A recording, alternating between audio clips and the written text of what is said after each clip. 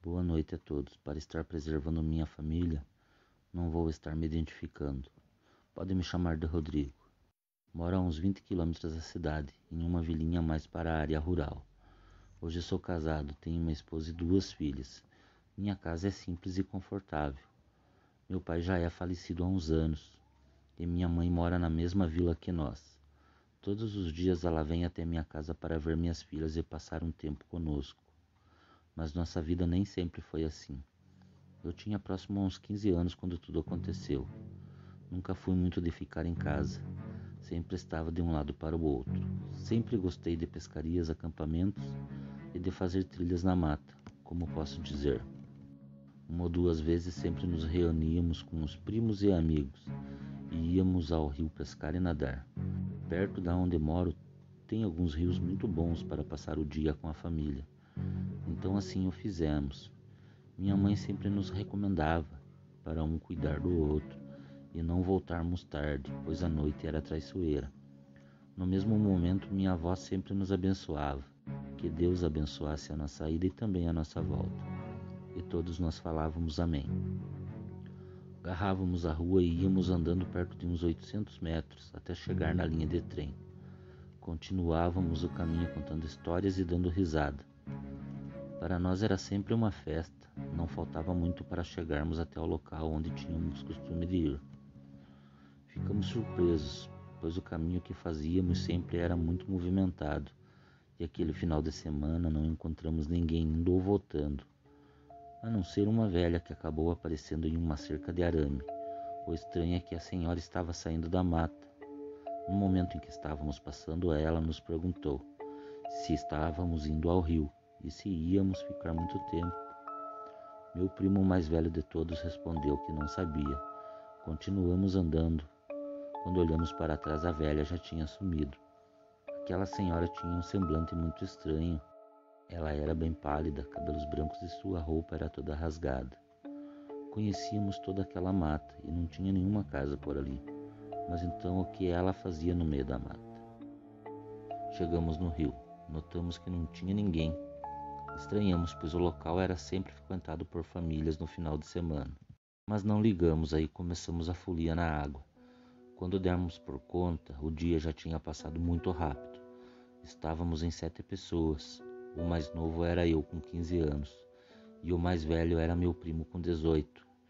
Meu primo pediu para sairmos da água, que logo voltaríamos para casa. Nos apressamos em nos arrumar, o sol já estava se pondo, e ainda para ajudar o tempo estava se ajeitando para a chuva. Fizemos o carreiro para sair na linha novamente e logo começou a chover forte. Não muito longe dali tinha uma casinha na mata, que era usada, acredito, por ferroviários, na época que estavam colocando os trilhos para o trem passar. Então resolvimos nos esconder nessa casa até a chuva passar. A única coisa estranha no momento da chuva era que aquela senhora que vimos quando estávamos indo estava na mata olhando na direção da casa que estávamos. Comentei com meu primo que aquela senhora não deveria estar em sã consciência, pois estava naquele momento na chuva forte e parecia não estar se incomodando. A noite então tomou conta de todo o lugar. A chuva só aumentava, e conforme a noite ia chegando, aquele lugar ficava ainda mais assustador. Mal sabíamos que estávamos prestes a passar pelo pior sufoco das nossas vidas. Estávamos com frio, não conseguíamos enxergar muita coisa, pois a chuva estava muito densa. Falávamos que de uma forma ou de outra teríamos que ir embora. Então pegamos uns plásticos que tinha pela casa para nos proteger um pouco da chuva e continuamos andando pelos trilhos, quando de repente o som da chuva foi interrompido por gritos tão altos que cortou a noite. Esses gritos eram gritos de dor, sofrimento e angústia. Ficamos apavorados, olhávamos para a mata e não conseguíamos ver nada, mas notamos que os gritos estavam cada vez mais próximos. Não voltamos para a casa que estávamos, era arriscado nos encontrar com o que estava gritando às nossas costas. Achamos melhor corrermos e nos esconder dentro de uma manilha, por onde escoava a água das canaletas que acompanhavam a linha do trem. Essas manilhas eram como um escape para a água escoar para o campo. Logo após entrarmos, ficamos bem quietos lá dentro. Os gritos se aproximavam cada vez mais. O medo, o pavor tomava conta de todos nós. Eu tremia e não era de frio. Foi então que notei que, acompanhado dos gritos, eu conseguia ouvir como se fossem cavalos correndo. Aí não somente eu, mas também os outros que estavam comigo notaram a mesma coisa. Aquilo estava muito próximo de onde estávamos. Entramos mais para o fundo das manilhas e ficamos observando. Não demorou muito e próximo de onde estávamos começou a clarear a entrada. Até pensamos que poderia ser nossas famílias que estavam a nos procurar, mas o que passou por ali nos deixou com muito medo. Eu sei o que vi e também foi visto pelos outros meninos. Era um cavalo, só que no lugar da cabeça saía uma labareda de fogo. Essa era a criatura que gritava e urrava de dor. Então logo aquilo passou, aguardamos mais uns minutos e saímos correndo. Isso já era próximo das 9 horas da noite. Então notamos que aquela criatura vinha nos acompanhando pelo meio da mata. Não paramos de correr. Saímos na rua de casa que estavam em 100 metros. Todos nós fomos em direção à minha casa. Então vi minha mãe, minha avó e meu falecido pai. Estavam todos olhando em nossa direção. Chegamos na minha casa apavorados. Entramos todos correndo, pedindo para minha mãe fechar a porta rápido. Ela não entendeu nada. Então minha avó, uma mulher de grande sabedoria, olhou como estávamos e nos perguntou se tínhamos visto algo. Eu contei para todos o que tinha visto. Meu pai já estava com a cinta na mão e disposto a me dar uma surra. Quando então minha avó perguntou onde a criatura estava, meu primo falou que vinha nos acompanhando pela mata. Minha avó mandou minha mãe apagar a luz e todos ficamos quietos. Minha mãe então nem questionou, somente apagou. Não demorou muito, bem ao longe podíamos ouvir muitos cachorros latindo e também aqueles gritos agonizantes que aquela coisa soltava. Meu pai, querendo ver o que iria passar pela rua, foi até o canto da janela e ficou lá. Então ouvimos como um cavalo que vinha correndo, os cachorros que vinham de atrás. Meu pai, quando viu ao longe, se abaixou rapidamente. Ficamos olhando em direção à janela. Foi então que aquilo se aproximou. A labareda que saía no lugar da cabeça começou a clarear as frestas da casa.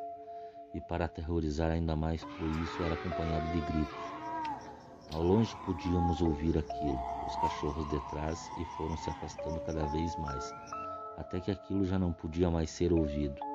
Todos ficamos quietos. Não demorou muito, minha avó falou que o que tínhamos visto na mata e o que tinha passado por frente à nossa casa era conhecido nas redondezas como mula sem cabeça.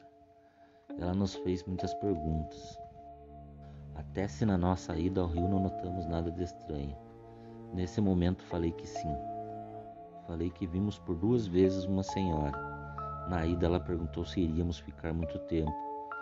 E na volta, no momento da chuva, ela estava na mata, na chuva, e nos observava. Então minha avó falou para não voltarmos mais para aquele lugar. Ela também falou que aquela criatura poderia tentar algo contra todos nós. Aquela coisa continuou passando por muitas noites em frente à nossa casa. Era terrível ouvir os gritos. Quando foi um fim de tarde, meu pai chegou do serviço e logo foi falando que encontrou algumas pessoas paradas no meio do caminho, olhando para uma valeta que tinha na lateral da rua. Ele se aproximou e viu uma senhora bem de idade caída dentro da valeta. Ela estava morta. E o povo falava que ela tinha sido morta durante a madrugada. Tinha levado um tiro que transpassou o seu peito. E pela situação que o corpo estava, já fazia algumas horas que ela estava lá. Perguntei ao meu pai como era essa senhora e como ela estava vestida. Então meu pai me olhou e começou a contar. A única coisa que posso dizer é que depois que meu pai falou que viu essa senhora morta, fiquei ansioso para saber se a noite seria como as outras. Aí veio a surpresa. Passei a maior parte da noite acordado, esperando que aquela coisa que minha avó chama de mula sem cabeça passasse. E para minha surpresa aquilo nunca mais passou. Aí minha avó falou para mim nunca mais abusar, que o sobrenatural nos prega peças. E que todos estão sujeitos a encontrar não somente essa criatura, mas também muitas outras. Aprendi que cedo ou tarde, por não acreditar nessas coisas, acabamos nos esbarrando com esses seres. E digo mais, quando isso acontece, até o mais valente treme, simplesmente por não acreditar e não esperar que isso aconteça. Obrigado por contar o meu relato. Ótima noite a todos.